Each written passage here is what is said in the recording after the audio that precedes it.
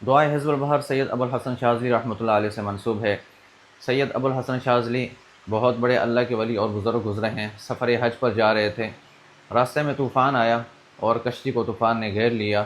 اس وقت اللہ کے نبی کریم صلی اللہ علیہ وسلم کی زیارت ہوئی اور آپ علیہ السلام نے دعائے حزب البحر آپ کو سکھائی، اور جب آپ نے اس دعا کو پڑھا جسے دعائے حزب البحر کہا جاتا ہے، اور آپ کے ساتھیوں نے بھی اس دعا کو پڑھا، تو اللہ نے اس طوفان سے آپ کی کشتی کو بچا لیا۔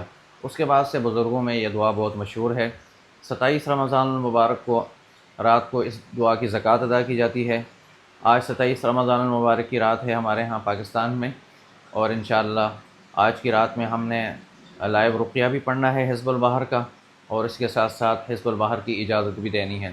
اگر آپ بھی ہمارے ساتھ حزب البحر کی زکوٰۃ ادا کرنا چاہتے ہیں، ہمارے ساتھ شریک ہونا چاہتے ہیں، تو آپ ہمارے ساتھ لائیو رات 10 بجے پاکستانی ٹائم کے مطابق یوٹیوب پر ہمارا انشاءاللہ رقیہ بھی ہوگا، اور پھر اس کے بعد اجازت ہوگی، اور اجازت کے بعد پھر دعا ہوگی۔ آپ اس دعا میں بھی شریک ہوں اور حزب البحر کی زکوٰۃ میں بھی ہمارے ساتھ شریک ہوں۔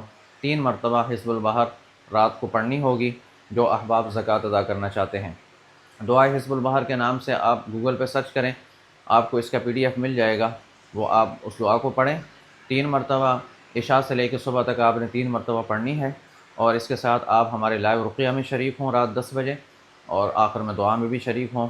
انشاءاللہ دعا سے پہلے اجازت دے دی جائے گی، اس کے بعد آپ پڑھیں یا پہلے پڑھیں، آپ کی مرضی ہے، لیکن اجازت اگر آپ لینا چاہتے ہیں اور ہمارے ساتھ شریک ہو کے پڑھنا چاہتے ہیں، تو پھر اس کے لیے آپ رات کو ہمارے ساتھ شریک ہوں۔